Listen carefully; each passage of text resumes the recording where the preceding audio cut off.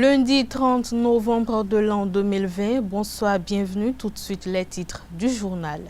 Dans la perspective de l'organisation de la 3e édition des élections professionnelles nationales, le ministre du Travail et de la Fonction publique a sollicité l'assistance technique de la Commission électorale nationale autonome Sénat en vue de l'établissement de la liste des électeurs des centres ou confédérations syndicales candidates à ces élections. Vous suivrez dans cette édition l'analyse de Aboubakar Takou, chroniqueur, analyste politique, directeur général du journal Le Béninois Libéré sur l'abrogation de la loi numéro 2019-40 portant révision de la loi numéro 90-032 du 11 décembre 1990 portant constitution de la République du Bénin par la Cour africaine des droits de l'homme et des peuples. Les Buffles FC du Borgou ont été accrochés par Moulidia Club d'Alger le samedi dernier en match aller du premier tour préliminaire de la Ligue africaine des champions 2020-2021 au stade Charles de Gaulle de Porto Novo. Chaque enfant qu'on enseigne est un homme qu'on gagne. L'école est le lieu par excellence de l'éducation. Esaü. Étudiants, étudiantes, nouveaux bacheliers, parents d'élèves, une raison de plus pour choisir l'excellence. Et oui, bénéficier des demi-bourses et de réduction de scolarité à ESAE. Payer 250 000 au lieu de 500 000 en licence 1, 2 et 3 sciences juridiques, économiques, de gestion et en journalisme. Et pour les 100 premières inscriptions en administration des finances et administration générale, bénéficier d'une réduction et payer 400 000 au lieu de 500 000. En master 1 et 2, 500 000 au lieu de 800 000 en administration des affaires, 600 000 au lieu d'1 million en journalisme. Faites partie des 100 premiers inscrits en administration des finances et administration générale pour bénéficier de la réduction. Payez 800 000 au lieu d'1 million. À ESAE Cotonou et Parakou, la rentrée est effective. Le dossier d'inscription est disponible en téléchargement à l'adresse suivante www.esae.bj/ESAE 2019 ou renseignez-vous à ESAE Cotonou au 96 80 55 11 98 98 14 00 90 93 65 21 à ESAE Parakou au 96 68 16 14 97 77 51 47 à ESAE, l'épanouissement et le développement est au cœur de notre succès. ESAE, l'excellence a un nom.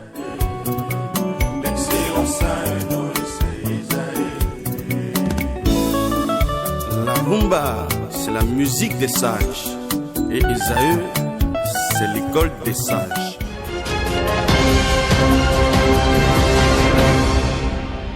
Bonsoir si vous nous recevez. Dans la perspective de l'organisation de la 3e édition des élections professionnelles nationales, le ministre du Travail et de la Fonction publique a sollicité l'assistance technique de la Commission électorale nationale autonome Sénat en vue de l'établissement de la liste des électeurs des centrales ou confédérations syndicales candidates à ces élections. À cet effet, un mémorandum d'entente entre la Sénat et le ministre du Travail et de la Fonction publique a été signé le 12 novembre. Pour plus de précisions, je vous invite à suivre le président de la Sénat, Emmanuel Tiando, au micro de nos reporters. Au terme de ce mémorandum d'entente, l'intervention de la Sénat se limitera à deux choses. Premièrement, réceptionner les données d'électeurs collectées par le Comité électoral national, CEN, et assurer leur traitement en vue de la production de la liste électorale. Deuxièmement, enregistrer, examiner les dossiers de candidature et établir la liste des centrales et confédérations syndicales de travailleurs candidates aux élections professionnelles nationales. Nous avons déjà apporté cette assistance technique et, à sa demande, à la Chambre de commerce et d'industrie du Bénin lors de l'organisation des élections consulaires du 18 décembre 2019. Il convient aussi de souligner que l'assistance technique que nous apportons, que nous avons apportée à la CCIB pour l'élaboration de la liste des électeurs a consisté, entre autres, à la collecte sur le terrain des données d'électeurs. Dans ce cadre, la Sénat a eu à déployer ses équipes pour les opérations de recensement des 10 électeurs. Pour ce qui concerne les élections professionnelles en cours d'organisation, la Sénat n'a pas reçu la charge de collecter les données des électeurs sur le terrain. Conformément aux dispositions du mémorandum d'entente conclu entre les deux parties, à savoir le ministère du Travail et de la Fonction publique et la Sénat, ces données nous seront transmises par le Comité électoral national, dont sont membres les centrales et confédérations syndicales, suivant un processus dans lequel la Sénat n'est pas du tout impliquée. Nous ne sommes pas du tout membres du Comité électoral national. Ainsi, la Sénat n'aura qu'à traiter ces données au moyen d'une application qu'elle a déjà conçue pour éditer la liste des électeurs au format qui nous sera demandé. Il me plaît de souligner ici que cette procédure résulte d'une demande des organisations syndicales lors des séances de travail entre l'équipe technique de la Sénat et le Comité électoral national sur les modalités d'intervention de la Sénat. Suivons à nouveau Emmanuel Tiando qui parle cette fois-ci de la seconde activité du dit mémorandum. La seconde activité que nous aurons à mener, conformément aux dispositions du mémorandum d'entente que je viens d'évoquer plus haut, est l'enregistrement, l'examen et l'établissement de la liste des centrales et confédérations syndicales candidates aux dites élections. Conformément au calendrier révisé de nos interventions dans le processus d'organisation des élections professionnelles, cette activité démarrera le mercredi 2 décembre par l'enregistrement des dossiers de candidature des confédérations ou centrales syndicales désireuses de se porter candidates à ces élections. C'est le lieu d'inviter les centrales et confédérations syndicales désireuses de se porter candidates à se rendre à la Sénat du 2 au 11 décembre 2020 pour déposer leur dossier de candidature au secrétariat particulier du président de la Sénat. Les conditions d'éligibilité et les différentes pièces qui devront composer le dossier de candidature sont contenues dans le communiqué de presse qui sera diffusé à partir de demain. Avant de mettre un terme à ce point de presse, je voudrais rappeler que l'intervention de la Sénat dans ce processus électoral ne se bornera qu'à la réception et au traitement des listes d'électeurs ainsi qu'à l'enregistrement des centrales et confédérations syndicales. Ce qui signifie que la Sénat n'est en rien impliquée dans la suite du processus électoral, à savoir le vote, la compilation et la proclamation des résultats. C'est pour ça que je voudrais rassurer toutes les organisations syndicales et tous les travailleurs que la Sénat mettra tout en œuvre pour se cantonner dans les limites de la mission qui lui a été assignée conformément au mémorandum d'entente. C'est sur ces mots que je souhaite une bonne chance à tous les travailleurs militants et à toutes les confédérations et centrales syndicales. Je saisis cette occasion pour dire aux confédérations et aux centrales syndicales que la Sénat ne sera pas responsable de la proclamation des résultats. Il ne faut donc pas continuer à douter de ce que la Sénat veut faire. Ce que nous voulons faire, c'est tout simplement recueillir les dossiers de candidature des centrales syndicales et les dossiers des électeurs. Donc, je ne pense pas que ce soit encore utile de dire que la Sénat est encore en train de faire des manœuvres en association avec le gouvernement. La Cour africaine des droits de l'homme et des peuples ordonne l'abrogation de la loi numéro 2019-40 portant révision de la loi numéro 90-032 du 11 décembre 1990 portant constitution de la République du Bénin avant la présidentielle de 2021. Une décision qui fait couler beaucoup d'encre et de salive au Bénin, sur le continent et même hors du continent noir. Je vous invite à suivre l'analyse de Aboubakar Takou, chroniqueur, analyste politique, directeur général du journal Le Béninois Libéré. Je dis déjà que j'interviens en tant que journaliste. Donc mon analyse n'a pas la prétention d'être une science infuse qu'on pourrait enseigner dans une université. Elle est susceptible d'être battue de revers de la mais pas n'importe qui. Mais je dois retenir seulement ceci. Je voudrais que les gens soient d'accord sur ce terrain. La Cour, me semble-t-il, a été un peu légère dans cette décision qu'elle a rendue. Pourquoi? Vous savez, le Bénin, comme la Côte d'Ivoire d'ailleurs et plusieurs autres pays, a déjà dit son retrait, du moins le retrait de sa déclaration, qu'il ne faut pas confondre avec un retrait définitif de la Cour. Le Bénin fait toujours partie, mais le Bénin a retiré sa déclaration, ce qui implique que des ressortissants béninois, ONG, avocats, personnalités ne peuvent plus se prévaloir d'un droit de saisir cette institution contre l'État béninois. Et quand il y a cette fenêtre ouverte que la Cour même a ouverte et laisse le choix au pays de s'en servir, je vois mal que cette Cour revienne aujourd'hui sur la requête de ressortissants béninois, soit dit en passant, qui a requis l'anonymat, pour se prononcer sur une question purement politique.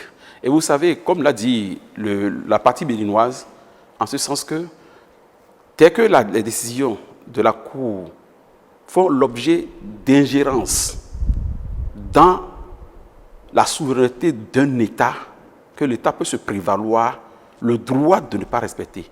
Donc je crains que cette décision ne fasse mouche à Cotonou, parce que l'État béninois ayant déjà pris sa position en disant qu'il ne veut plus se soumettre à ce qu'il appelle une immixtion dans sa souveraineté, dans ses affaires internes, ne va pas s'aligner.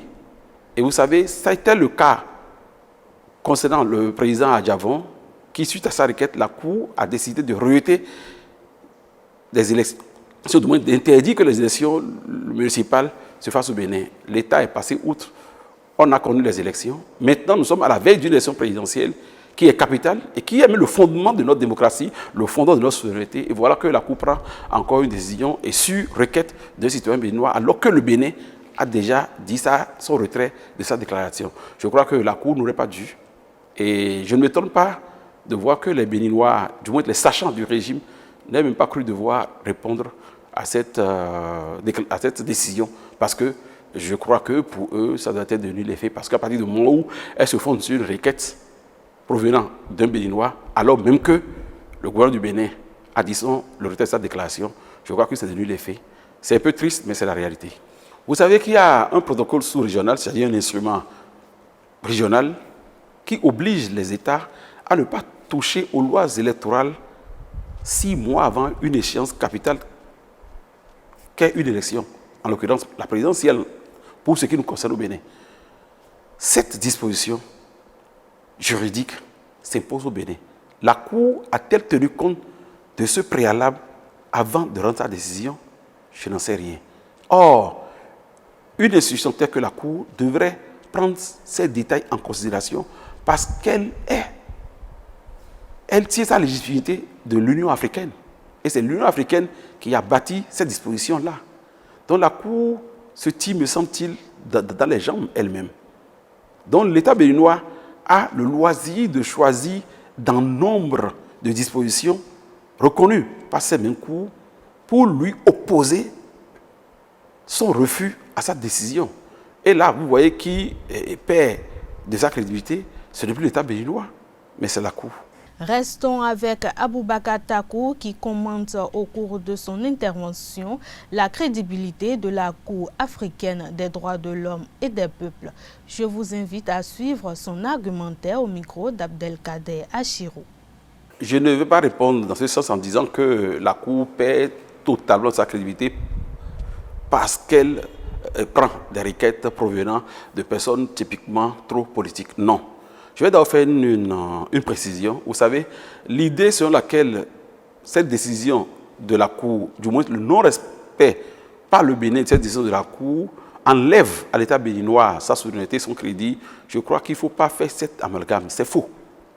C'est faux parce que l'État béninois a été, comme je l'ai dit préalablement, clair par le retrait de sa déclaration.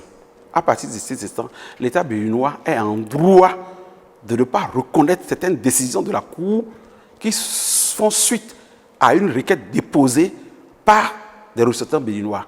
À partir de cet instant, il revient à la Cour de savoir regarder et de savoir comment procéder pour paraître un peu crédible. Parce que quand une institution africaine, je précise que la Cour africaine des droits de l'homme et des peuples est le bras judiciaire de l'Union africaine. C'est cette Union africaine qui a reçu et reconnu l'Assemblée nationale du Bénin, la législature en cours.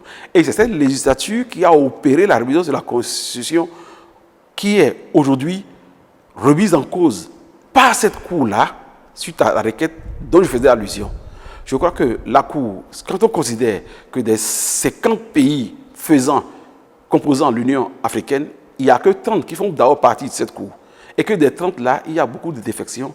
Je crois que les juges de cette session devraient se remettre en cause pour corriger autant fait se peut là où ça ne va pas, histoire de se voir opposer à chaque décision un refus catégorique des parties prenantes à sa charte. Donc la Cour a réellement un gros travail à faire à ce niveau parce qu'une institution de cette taille doit pouvoir s'autoréguler réellement afin que cette décision fasse date et qu'elle s'impose réellement aux parties prenantes. Donc la Cour se décrédibilise un peu, ma foi, et je crois que le Bénin, dans sa nouvelle posture par rapport à cette décision, qui, si elle était respectée, allait bouleverser le socle constitutionnel du Bénin. Vous imaginez, nous sommes à 4 mois, si je comprends bien, d'une élection capitale qu'est la présidentielle, et il faut remettre en cause la constitution qui fonde cette présidentielle. Je crois que ça ne va pas. Ça ne va pas. Il faut que la Cour tienne compte de la souveraineté et des instruments qui gouvernent la souveraineté des pays qui sont partie prenante de sa charte. La 9e édition du festival Lagune Image a ouvert ses portes ce matin à Cotonou avec le lancement officiel des formations de cinéastes. Cette année, le comité d'organisation en partenariat avec l'association 7 jours pour un film a initié un atelier concours de scénario au profit de 12 jeunes filles sélectionnées au thème d'un appel à projet. Reportage, c'est Ondelarius Adjagbenou. Déjà 2 décennies, mais le concept reste le même. Le festival Lagune Image 2020 démarre ce 30 novembre avec le renforcement des capacités des cinéastes. Pour cette édition, il va y avoir 2 formations, 2 ateliers. Le premier atelier, c'est un atelier qui est organisé non pas par Lagune Image même, mais par une association qui s'appelle 7 jours pour un film. Et c'est cette association en fait qui vient animer l'atelier ici au cours du festival. Pendant une semaine, les formateurs de 7 jours pour un film vont outiller les 12 jeunes femmes finalistes du concours de rédaction de scénario à mieux structurer leur film autour du thème abus et violence sur les filles. On a mis ce thème qui est les violences faites aux jeunes filles, qui est un thème qui est très important pour l'UNICEF mais qui devrait être important pour le monde entier. Et donc voilà, elles ont écrit toutes avec cette base de sujets. Cette semaine, on travaille ensemble.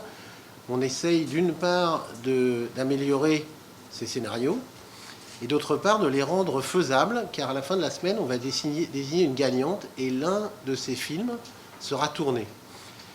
Ce sera le film écrit et réalisé par une de ces jeunes filles et l'ensemble des 11 autres vont l'aider à faire ce film, c'est-à-dire intégrer son équipe à des postes qu'elles choisiront selon ce qui les intéresse le plus dans la fabrication d'un film. La caméra, le son, les décors, les costumes. Les costumes, on a déjà une costumière qui fait partie de notre équipe. En plus du meilleur scénario qui va être réalisé et diffusé à la clôture du festival, l'association Lagune Images, en collaboration avec ses partenaires, s'engage à produire les 11 autres films. Même si c'est un film qui va être sélectionné, les 11 autres, le festival, l'association Lagune Images est déjà en train de prendre des dispositions pour que les 11 autres scénarios soient tournés. Nous sommes ravis, Madame Christiane Jabicao, d'accompagner Lagune Images.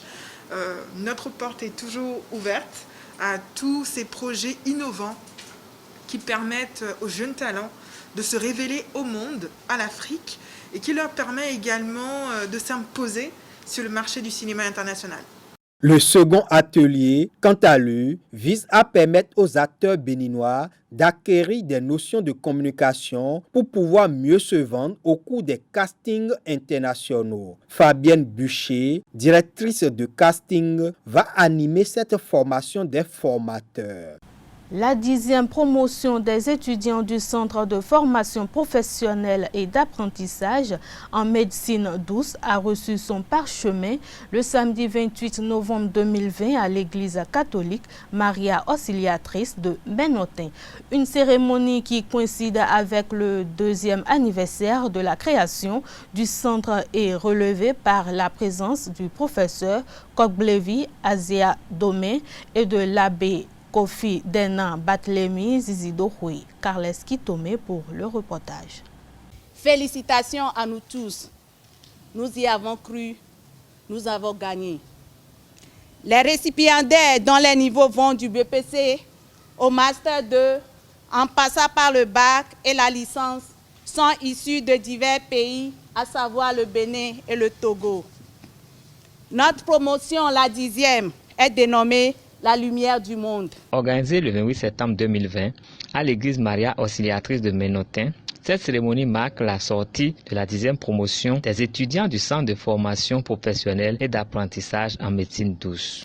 Les disciplines comme la réflexologie, santé par le massage des terminaisons nerveuses, la physiothérapie, santé par le mouvement, la phytothérapie, santé par la plante, l'aromathérapie, santé par les essences des plantes, la nutrithérapie, santé par les aliments, ont chacune une histoire vieille de plusieurs siècles et accumulent des succès thérapeutiques. Le directeur du centre, le docteur Edmond Winsou, invite l'assistance à s'abonner à la médecine douce pour se protéger. La santé s'apprend, elle s'apprend et elle s'entretient. Nous invitons toute personne désireuse d'aller à l'école de Dame Nature, que le centre de formation professionnelle et d'apprentissage en médecine douce est une école au service de la vie. L'école là existe et elle est ouverte 6 jours sur 7. Nous sommes à la 10e promotion. Cette science préserve les nerfs et prévient les accidents cardiovasculaires. Vous savez ce que c'est que les nerfs? Quand le courant s'éteint dans votre maison, c'est parce que les nerfs ne fonctionnent plus. Voilà. Cette tension, on entend trop AVC, AVC, AVC. Mais les gens ne savent pas ce que ça veut dire. AVC, ça veut dire qu'il y a coupure de courant. C'est tout. Au nombre de 16, ces étudiants auront un mois de stage au cours duquel ils donneront des soins à un coût réduit pour le lieu de leur formation. En cette occasion, le directeur de la cérémonie, le professeur Kogblevi Aziadome, a rappelé le sens de la médecine douce, puis il a insisté sur certaines pratiques à éviter pour espérer vivre longtemps et mourir en bonne santé. Il est au micro de Carles Kitome. La médecine traditionnelle ou la médecine douce ou la médecine de nos ancêtres ou la médecine naturelle, qu'est-ce que c'est? Je me pose la question de savoir si nos enfants qui sont en tauge, je crois que c'est rouge-vin, je ne sais pas si vraiment vous vous rendez compte de ce dans quoi vous êtes allés, où vous allez. Mais moi, je peux vous dire que vous êtes dans le vrai. Vous êtes dans le vrai pour la vie. Vous êtes dans le vrai de la vie et pour la vie. Je sais de quoi je parle. Car la médecine naturelle, moi je l'appelle la médecine naturelle, pour être plus en cohésion avec Dieu. Nous mangeons la viande. Est-ce que nous devons manger la viande? Quel est l'animal qui verse de l'huile sur ce qu'il va manger? Quel est l'animal qui le fait? Quel est l'animal qui boit l'alcool? Alors, nous mettons au monde des monstres que nous ne sommes pas capables de porter sur le dos. C'est nous qui fabriquons, c'est nous-mêmes qui fabriquons les maladies. C'est nous qui fabriquons les médecins, les femmes, les pharmaciens, les opérations par ici, les interventions médicales par là, les ceci, les cela, c'est nous-mêmes. Si vous ne faites pas, si vous n'allez pas contre la nature sera toujours avec vous et vous serez toujours en bonne santé. Et vous mourrez en bonne santé et non pas de maladie. J'ai présenté un jour mon bilan de santé à un médecin. Lui, il a travaillé beaucoup en France. Il a dit, professeur, ça là ne vient pas, ce n'est pas de vous. Ça, c'est un bulletin de santé d'un enfant de 20 ans. Et il m'a dit, comment vous vous alimentez? Il a dit, ben, je ne peux pas qu'on ait parlé. Il dit, bon, écoutez, à 13h, je viens manger chez vous. Et il est arrivé. Et il a vu.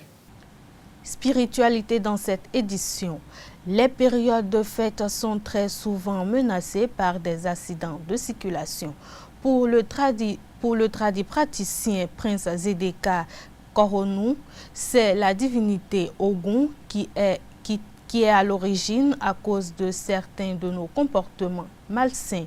Il faudra donc que l'homme fasse tout pour être en harmonie avec la nature et les élémentaires qu'il occupe. Suivons-le à ce propos, il est au micro de Jacques Maouillon d'Almeida. Lorsque les accidents sont fréquents, nous sommes en période de fin d'année. Et en période de fin d'année, on dit que la nature ou bien la nature fait son inventaire, l'univers fait son inventaire. Non. Il y a beaucoup qui ne respectent pas les principes intrinsèques divins. Les principes divins, beaucoup ne respectent pas. Et foulent aux pieds. Ça fait partie des temps révolus. Ces principes font partie des temps révolus. On tue les gens, on ment abondamment. Hein? On cherche à nuire, à calomnier, à faire du mal à son prochain, à draguer la femme d'autrui, à faire du mal. Il faudrait cesser pour vivre en harmonie avec eux. Il faut cesser aussi, il faut être en phase avec la nature. C'est important pour éviter les affres des accidents mortels. Oui, et aussi, des fois, il y a des gens aussi, des personnes mal intentionnées aussi qui provoquent des accidents. qui provoquent.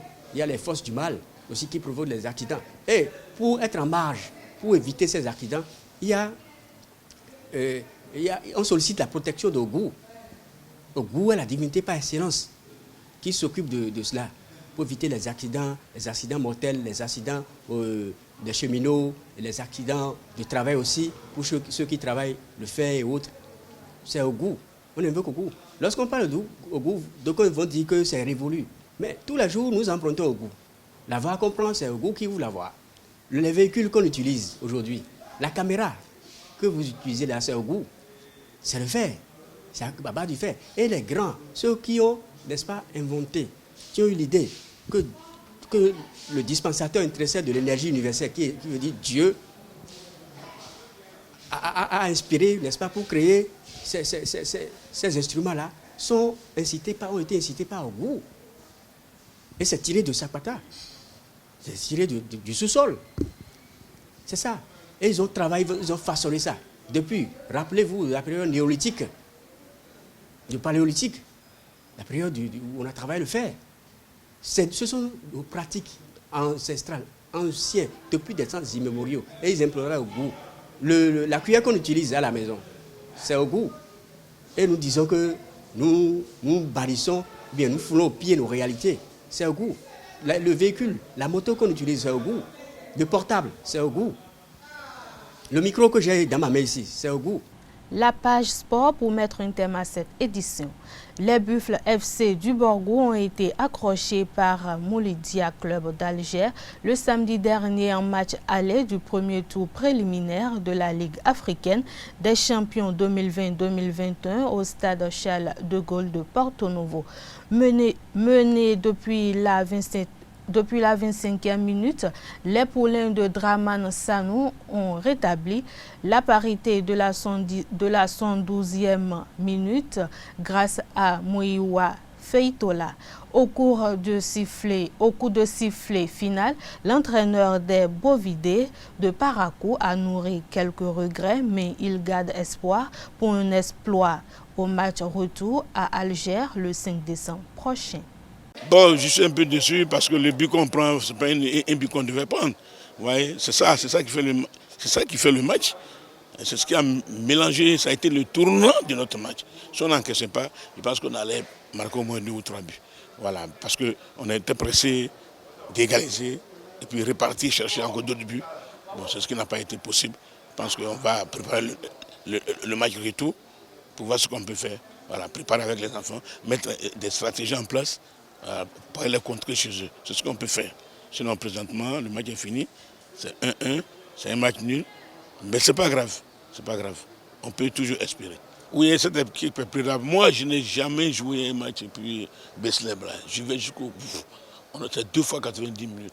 On fera tout pour préparer cette équipe pour qu'on essaie d'aborder avec une bonne pensée. Voilà, et puis finir le match. Peut-être, comme je t'ai dit, si on a réussi à avoir le match nul là-bas, on ira au tir au but. C'est chez eux. C'est dès l'entame qu'il faut marquer le premier but. Si on réussit à marquer le premier but, je pense que tout est possible. Exempté du premier tour préliminaire de la Coupe de la Confédération, ESAUFC peut se faire déjà à l'idée son éventuel adversaire au second tour. En déplacement à Bakou, les Marocains de Tihad Athletic Sport TAS ont remporté ce samedi 28 novembre 2020 la manche aller du duel contre les Gambiens de Gamtel FC, 1-0. Grâce à ce succès, ils prennent une sérieuse option pour rejoindre les universitaires au tour suivant. Le samedi prochain, Nicolas Filbert et ses poulains vont essayer de confirmer ce résultat sur leurs propres installations à Casablanca, au Maroc. Et voilà, c'est sur cette note sportive que nous allons mettre un terme à cette édition. Merci de votre aimable attention. Passez une excellente soirée. Bonsoir.